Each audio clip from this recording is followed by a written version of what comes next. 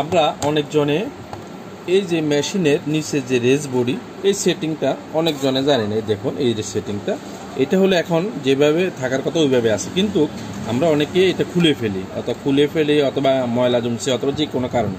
তো খোলার পরে এটা আবার লাগাবো কীভাবে বুঝতে পারি না। দেখুন এর এখন খুলে ফেলছি। দেখুন এইখানে দেখেন এই 3টা যন্ত্র, এগুলো যে আবার লাগাবো সেটা অনেকজন বুঝতে পারি না। কেউ এইভাবে লাগায়, কেউ এইভাবে লাগায়, আবার এটাকে কিভাবে দিব, উল্টা দিব না কেমনে দিব, এইভাবে দিয়ে ফেলি। তো এই জন্য আমরা আমাদের চ্যানেলটি সাবস্ক্রাইব এবং শেয়ার করে দিবেন। আমাদের চ্যানেলের মধ্যে অনেক ভিডিও আছে এই ধরনের, আমরা দেখিয়ে দেব। তো এটা এখন কিভাবে লাগাবো আপনাদেরকে দেখিয়ে দিচ্ছি, সেই জন্য ভিডিওটা আপনারা দেখতে থাকুন। এই দেখুন প্রথমে এইভাবে খুলে ফেললেন এই দুইটা। এখানে অনেক সময় এই লকগুলো উপরের দিকেও থাকে নিচের দিকেও থাকে, যেহেতু আমার এটা নিচের দিকে খুলছে নিচের দিকে আছে। তো এখন এই যে শার্টটা এখানে মাঝখানে ধরবেন, এই দেখেন মাঝখানে এই যেভাবে বসায় নিবে, বসে গেল। ঠিক আছে, বসার পরে ময়লা থাকলে পরিষ্কার করে নেবেন। এই দেখুন এখানে 2টা গাঁট আছে এবং নিচে একটা গাঁট আছে, এটা নিচের দিকে থাকবে আর এটা দুটো উপরের দিকে থাকবে। তো উপরের দিকে থাকা অবস্থায় ওটা বসা দিবেন।